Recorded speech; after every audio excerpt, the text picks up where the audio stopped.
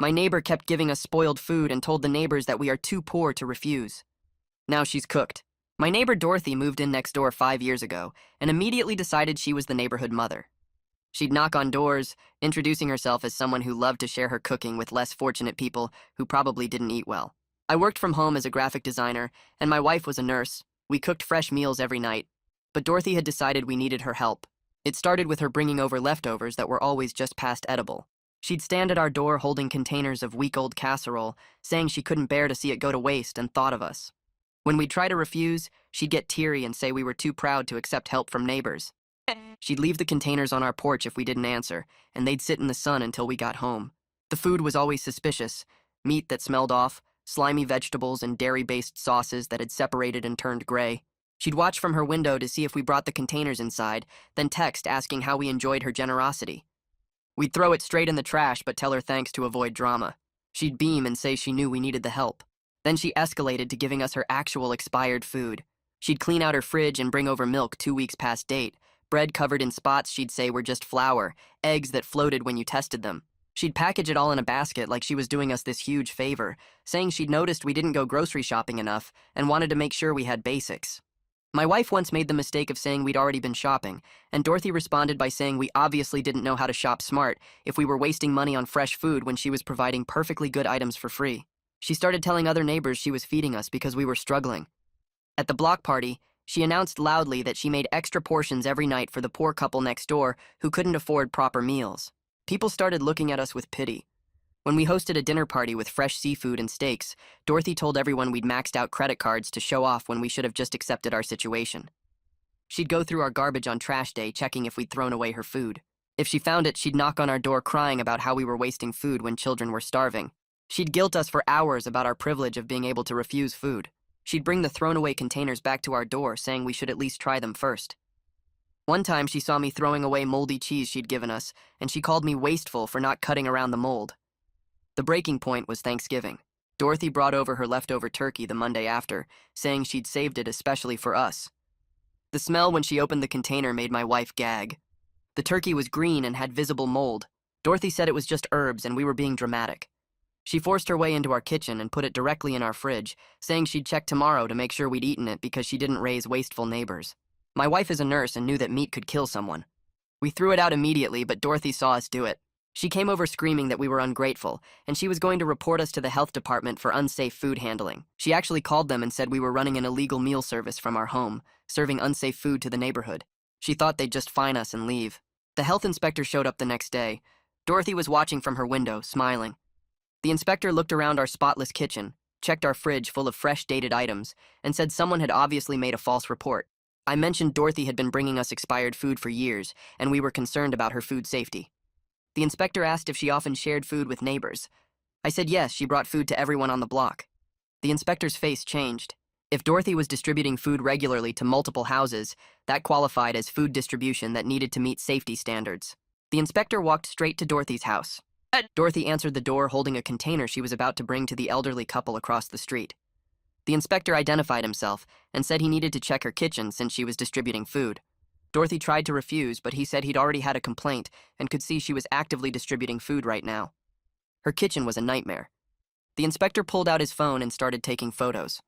Dorothy followed right behind him, making excuses about how she'd been meaning to clean, but just hadn't gotten around to it yet. He opened her refrigerator, and the temperature gauge inside read 52 degrees. He photographed it and wrote something on his clipboard. Dorothy said her fridge had been acting funny lately, but everything was still perfectly safe to eat. He pulled out a container from the back shelf and checked the date. The yogurt had expired 4 months ago.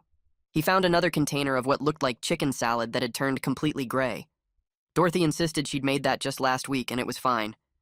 The inspector's face stayed blank, but his jaw got tighter with each thing he found. He moved to her pantry and pulled out canned goods that had rusted through at the seams. He found bags of flour with visible bugs crawling inside. Dorothy said a little protein never hurt anyone, and those bugs were harmless. The inspector photographed everything without saying much. He checked her counters and found cutting boards with deep grooves stained dark from years of cutting raw meat without proper cleaning. He opened her cabinets under the sink and found containers she'd been washing and reusing that had cracks and couldn't be properly sanitized. Dorothy kept talking faster and faster about how she'd always been so careful, and this was all just a misunderstanding. The inspector moved through her kitchen, opening every drawer and cabinet. He found containers of food she'd clearly been saving to give to neighbors. Most of it was expired or showed signs of spoilage. He photographed a casserole dish that had visible mold growing on top that Dorothy insisted was just seasoning that had separated. He checked her freezer and found meat that had been frozen and thawed and refrozen multiple times with ice crystals coating everything. The temperature in the freezer was too warm to keep things properly frozen. Dorothy said she liked to keep it a little warmer so things weren't too hard to cut. The inspector spent almost an hour going through everything, while Dorothy followed him around explaining and justifying each violation he found. He finally closed his notebook and told her he'd be issuing a formal report. Dorothy's voice got shaky, and she asked if this was really necessary over a few small things. He said these weren't small things and walked back to our house. An hour later, the inspector knocked on our door. My wife and I both answered, and he asked if he could come in to explain what he'd found. We sat at our kitchen table and he went through his notes. Dorothy's kitchen had failed inspection on multiple critical violations.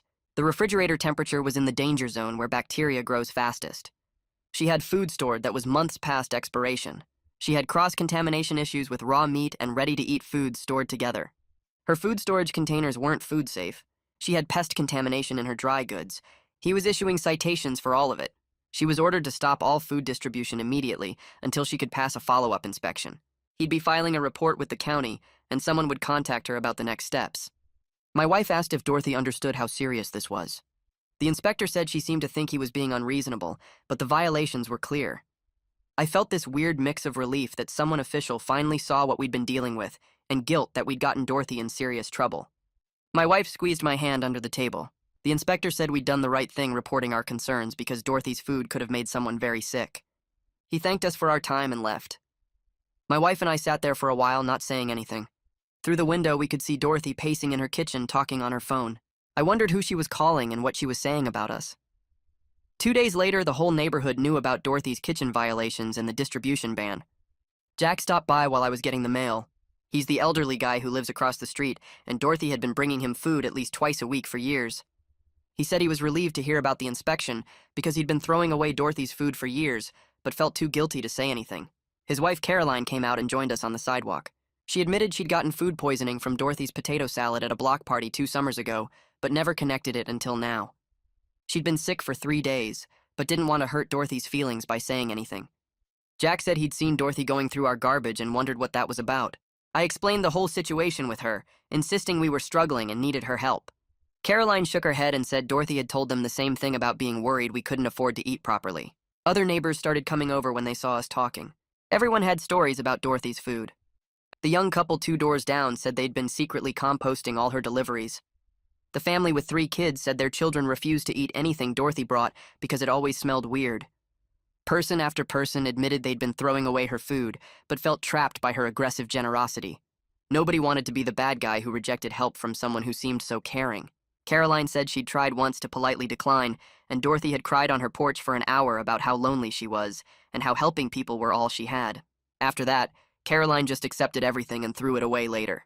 The next morning, I found a long handwritten note taped to our front door. It was from Dorothy and filled 3 pages front and back. She wrote that we'd ruined her reputation and destroyed her ability to help people who needed her charity. She insisted her kitchen was perfectly fine, and the inspector was biased because we'd poisoned him against her before he even arrived. The note went back and forth between angry accusations and guilt trips. One paragraph called us ungrateful and selfish. The next paragraph talked about how she'd only ever tried to help us, and we'd repaid her kindness with betrayal. She wrote that she'd been feeding half the neighborhood for years and never had a single complaint until we decided to cause problems. She said the inspector had been unreasonable and found violations that didn't exist just to justify our false report. She wrote that we'd hurt someone who only tried to help us, and we'd have to live with that. The note ended with her saying she'd never forgive us for what we'd done to her.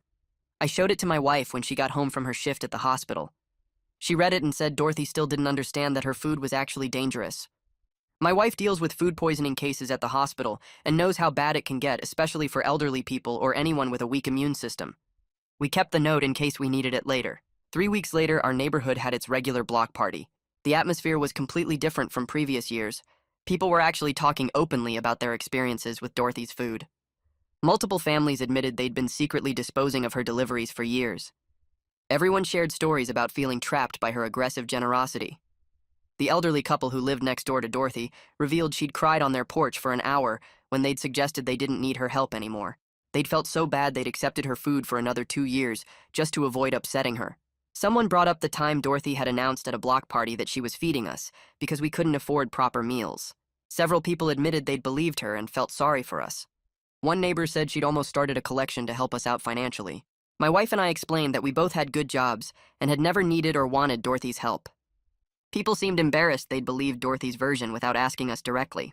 The conversation shifted to how Dorothy was doing now. Nobody had seen her much since the inspection. She'd stopped coming to her front porch and didn't wave at people anymore. A few neighbors felt bad about the whole situation, but most agreed the distribution ban was necessary for everyone's safety. 2 days after the block party, Jack called me in a panic. Dorothy had just brought him a casserole, claiming the ban didn't apply to helping elderly neighbors who might not eat otherwise. The casserole smelled off, and he was genuinely worried about Dorothy's inability to recognize unsafe food. He'd called the health department immediately, and they said an inspector would come out the next day.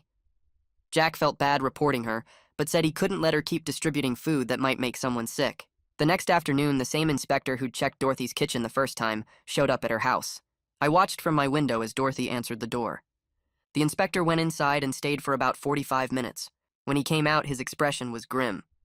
He stopped by our house on his way to his car and said Dorothy's kitchen was unchanged from the first inspection. She hadn't fixed any of the violations or thrown away any of the expired food.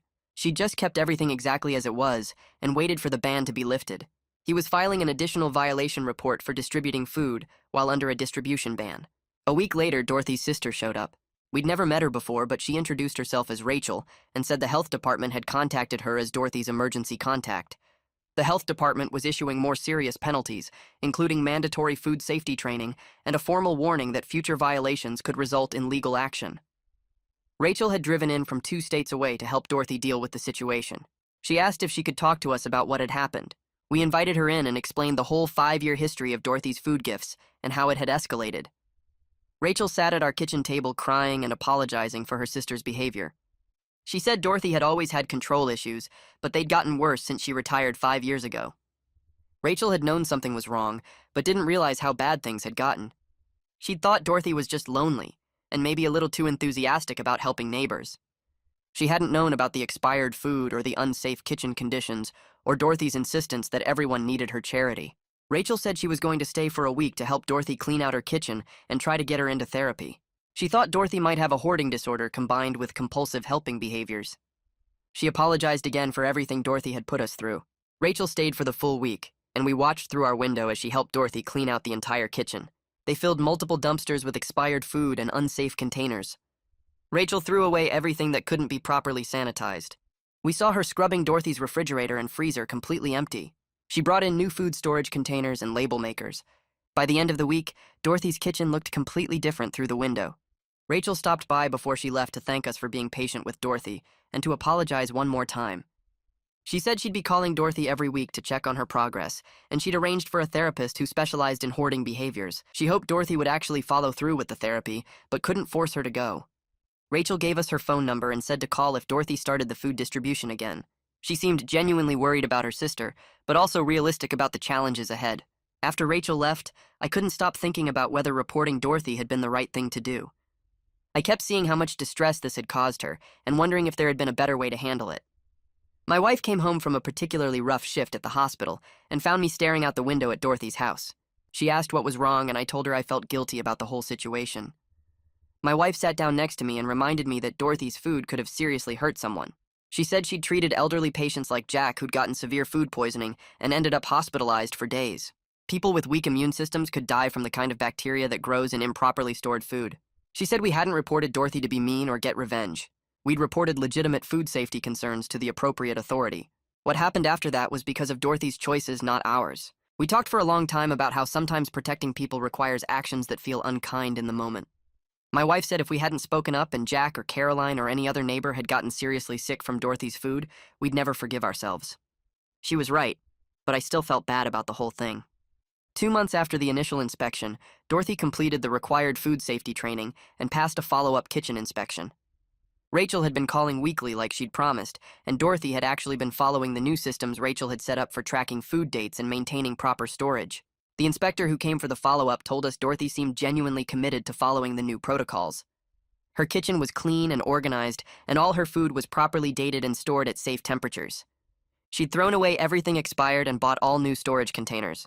She'd even put thermometers in her fridge and freezer to monitor the temperatures. The inspector said she'd passed the inspection and the distribution ban was lifted, but she'd been warned that any future violations would result in immediate legal action. Dorothy still watched our house from her window, but she hadn't approached us with food or tried to contact us at all. The next week, Dorothy left a folded piece of paper in our mailbox. I pulled it out and saw careful handwriting on lined notebook paper. The note said her behavior had crossed boundaries, and she understood why we'd reported our concerns to the health department. Every sentence felt stiff and formal, like someone had helped her write it. She said she wanted to work toward being cordial neighbors again eventually. The tone was different from her usual emotional manipulation. It felt like an actual apology instead of another guilt trip. My wife read it when she got home from her shift. We sat at the kitchen table discussing what kind of relationship we could handle with Dorothy going forward. My wife said she didn't want Dorothy back in our house ever. I agreed completely. We decided we could manage polite neighbor interactions, but nothing more than that. No food gifts under any circumstances. No long conversations on the porch, just friendly waves and brief small talk about weather or local news. I wrote a response note thanking Dorothy for her apology. I suggested we start with friendly waves and short conversations to rebuild some basic trust. I put the note in her mailbox the next morning. She texted later that day saying she appreciated our willingness to try. The whole exchange felt awkward but manageable. We saw her in her yard a few days later and waved. She waved back without trying to approach us. It was the first normal neighbor interaction we'd had with her in 5 years. 3 months passed without any major incidents. Dorothy kept to herself mostly. We'd see her working in her garden or getting her mail. She'd wave but never tried to bring us anything or start long conversations. Then she put invitations in several mailboxes, including ours, for a small gathering at her house on Saturday afternoon.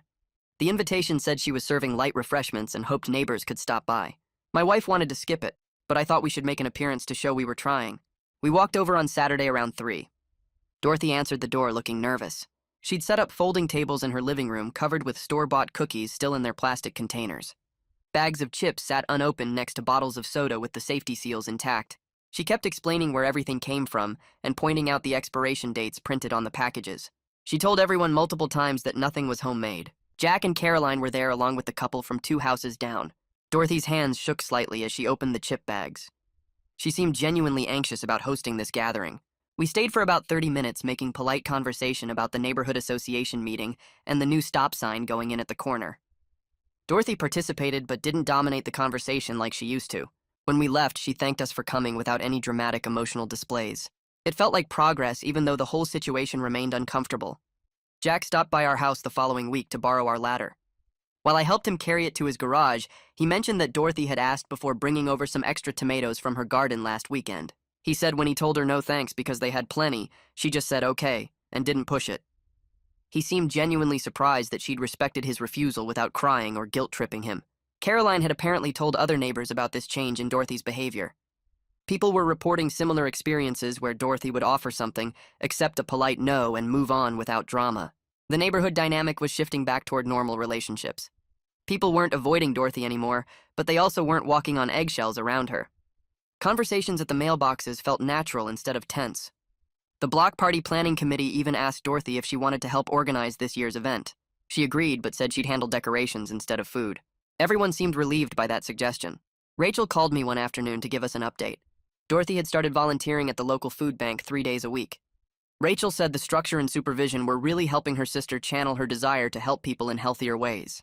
The food bank had strict protocols about food safety and storage that Dorothy had to follow. She couldn't just decide on her own what food was still good or how to distribute it.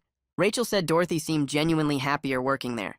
She got the satisfaction of helping people access food without the compulsive controlling behavior that had caused so many problems. The food bank coordinator had even complimented Dorothy's attention to detail with inventory tracking. Rachel thanked us again for being patient during this whole process. She said she knew it hadn't been easy dealing with Dorothy's behavior for so long. She promised to keep checking in regularly to make sure Dorothy maintained these improvements. 6 months after the health inspector first knocked on Dorothy's door, our neighborhood had settled into a comfortable routine. Dorothy and I would wave when we saw each other getting mail or working in our yards. Sometimes we'd have brief conversations about whether it might rain or how the local high school football team was doing. She never brought up the past or tried to force a closer friendship. We never invited her over or accepted any invitations to her house beyond that one gathering. The relationship felt sustainable because both sides understood the boundaries. My wife no longer tensed up when she saw Dorothy outside. The constant low-level stress of dealing with Dorothy's intrusive behavior had finally lifted. Other neighbors reported similar feelings of relief. The whole street felt more relaxed. People weren't avoiding their front yards or timing their trips to the mailbox anymore. We could just be normal neighbors who lived near each other without all the drama and manipulation. My wife and I talked one evening about what we'd learned from the whole situation. She said she used to think being kind meant accepting whatever behavior people directed at you. This experience taught her that real kindness sometimes means setting firm boundaries to protect yourself and others. I admitted I'd felt guilty for a long time about reporting Dorothy. My wife reminded me that Dorothy's kitchen could have seriously hurt someone. Jack was in his 70s with health issues. Caroline had diabetes. The elderly couple next door both took medications that weakened their immune systems. Any of them could have ended up hospitalized or worse from food poisoning. We didn't report Dorothy to be mean or get revenge. We reported legitimate safety concerns to the appropriate authority. What happened after that was because of Dorothy's choices and actions, not ours.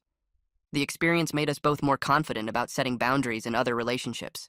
My wife had recently told her mother that surprise visits weren't okay anymore. I'd finally confronted a client who kept demanding free revisions outside our contract. Standing up to Dorothy somehow made it easier to stand up in other situations where people were crossing lines. Rachel visited Dorothy every month to check on her progress. She'd call us occasionally to let us know how things were going. Dorothy was still attending therapy sessions focused on her control issues and compulsive helping behaviors. The therapist had diagnosed her with some hoarding tendencies mixed with anxiety about not being needed or valued. The food distribution had given Dorothy a sense of purpose after she retired, but it had spiraled into something unhealthy. Now she was learning to find purpose through appropriate channels like the food bank volunteering. Rachel said Dorothy would probably always have quirks about wanting to help people. The goal wasn't to eliminate that impulse completely, but to channel it in ways that respected other people's boundaries and followed proper safety guidelines. Dorothy had made real progress, but it was an ongoing process. She still had moments where she wanted to control situations or push help on people who didn't want it. The difference was, she could recognize those impulses now and redirect them instead of acting on them automatically. The neighborhood as a whole seemed different after watching everything unfold with Dorothy. People became more willing to have direct conversations about boundaries instead of just avoiding confrontation. The woman 3 houses down finally told the guy across the street that his dog barking at 6 every morning was a problem. He actually apologized and started bringing the dog inside earlier. Jack told the teenagers next door that their late-night basketball games were too loud. They agreed to wrap up by 9 on weeknights. Multiple neighbors mentioned to us that watching how we handled Dorothy gave them courage to address their own difficult relationships. Caroline said she'd finally told her adult son that he couldn't keep asking her for money. The couple down the street set boundaries with the wife's mother about unsolicited parenting advice. It was like the whole neighborhood realized that being polite didn't mean accepting behavior that made you uncomfortable. People could decline help, refuse gifts, and set limits without being mean or causing permanent damage to relationships. The key was being direct and consistent instead of hinting around or avoiding the issue. A year after everything started, Dorothy knocked on our door holding a small potted plant. She said she'd picked it up at the garden center and thought we might like it for our porch. The plant was clearly new with the price tag still attached to the bottom of the pot. It wasn't food, and it wasn't something from her house. My wife and I looked at each other and agreed this felt like an appropriate neighborly gesture. We accepted the plant and thanked her. I went inside and grabbed a generic gift card we kept for situations like this. We gave it to Dorothy as a return gesture. She seemed pleased and said she hoped we had a nice holiday. The whole exchange took maybe 3 minutes and felt completely normal. There was no underlying tension or manipulation, just 2 neighbors exchanging small gifts during the holiday season. After Dorothy left, my wife put the plant on our porch table. We both stood there for a moment looking at it. The plant represented how far things had come from the tense confrontations and spoiled food of the previous year. Dorothy had learned to respect boundaries. We'd learned to set them clearly. The neighborhood had learned that addressing problems directly usually worked better than avoiding them. Sometimes relationships could survive major conflicts if everyone involved was willing to change their behavior and rebuild trust slowly over time. About 8 months after the plant exchange, my wife came home from work with this huge smile on her face.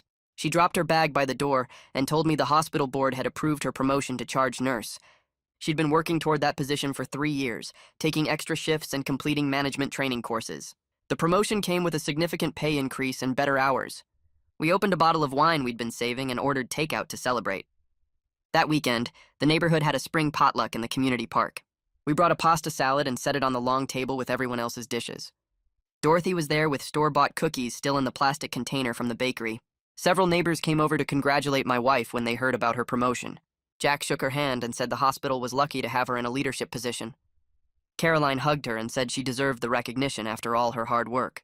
Dorothy walked over holding a paper plate with some fruit salad. She smiled and said congratulations, that it was wonderful my wife's dedication had paid off. There was no weird undertone about us needing the money or finally being able to afford things, just a normal neighbor being happy for another neighbor's success. My wife thanked her, and they chatted briefly about the nice weather before Dorothy moved on to talk with someone else. Standing there in the park surrounded by neighbors who saw us as we actually were felt really good. We weren't Dorothy's charity project anymore. We were just the couple next door where the wife was a charge nurse and the husband worked from home. 2 months after my wife's promotion, I landed a major client for my graphic design business. A regional restaurant chain hired me to redesign their entire brand identity, including logos, menus, and marketing materials. The contract was worth more than I'd made in the previous 6 months combined. My wife suggested we host a dinner party to celebrate both our successes. We invited 3 other couples from the neighborhood and spent the afternoon preparing fresh salmon, roasted vegetables, and a nice salad. We set up our patio with string lights and put out the good wine glasses we usually kept in the cabinet. When our guests started arriving around 6, Dorothy was working in her front garden. She looked up, waved pleasantly, and went back to pulling weeds. She didn't walk over to inspect our food or ask what we were celebrating. She didn't try to insert herself into the gathering or bring over some container of leftovers. She just stayed in her own yard doing her own thing. The dinner party went perfectly. Everyone enjoyed the food, and we sat outside talking until almost 11. After our guests left and we were cleaning up the patio, my wife mentioned how relaxed she'd felt the entire evening. There hadn't been any background worry about Dorothy showing up uninvited or making comments about our spending. The lack of drama and boundary crossing made us realize how much constant stress her previous behavior had created. We'd gotten so used to being on guard around her that we'd forgotten what it felt like to just be normal neighbors. A few weeks after our dinner party, I ran into Jack while checking the mail. He asked if I had a minute and we walked over to sit on his porch. He told me Dorothy had become a really valued volunteer at the food bank where she worked twice a week. The coordinator there had recently given her recognition for her dedicated service and careful attention to food safety rules. Jack seemed genuinely happy for her. He said it was good to see Dorothy find a healthy way to help people that used her desire to feed others in a positive direction. She followed all their protocols about checking dates and storage temperatures. She took the training seriously and actually helped them improve some of their systems. The food bank loved having her because she was reliable and thorough. Jack said watching Dorothy grow from the situation, instead of just being punished for it, gave him hope that people could actually change when given proper support. I agreed with him. We were glad Dorothy's story hadn't ended with her isolated and ashamed. She'd done the work to understand her problems and found a way to contribute that respected boundaries and safety. It felt like the best possible outcome given how bad things had gotten. 2 years after the health inspector knocked on Dorothy's door, I was sitting on our front porch one Saturday morning with coffee. The neighborhood looked peaceful in the early sunlight. Dorothy was in her garden pulling weeds and checking her tomato plants. She'd started growing vegetables specifically to donate to the food bank, turning her whole side yard into neat raised beds. She looked up, saw me, and waved. I waved back. The interaction lasted maybe 2 seconds and felt completely normal. My wife came out and sat next to me with her own coffee. We watched the neighborhood wake up slowly. Kids rode bikes down the sidewalk. Someone a few houses down was mowing their lawn. Jack and Caroline walked past on their morning walk and stopped to chat for a few minutes about the weather and an upcoming block party. Everything felt functional and appropriate. People maintained good boundaries but were also genuinely friendly. There was mutual respect instead of forced obligations or weird power dynamics. Dorothy had found her place as someone who contributed positively to the community. We had our place as working professionals who were friendly but private. The whole situation had resolved itself in the messy but ultimately positive way real conflicts actually end sometimes. Speaking up had been hard and uncomfortable, but it turned out to be necessary for everyone's well-being. Dorothy got help and accountability that let her grow instead of continuing harmful patterns. We got our boundaries respected and our actual circumstances recognized. Sometimes people can actually change when they have proper support and consequences that push them toward better behavior instead of just punishing them.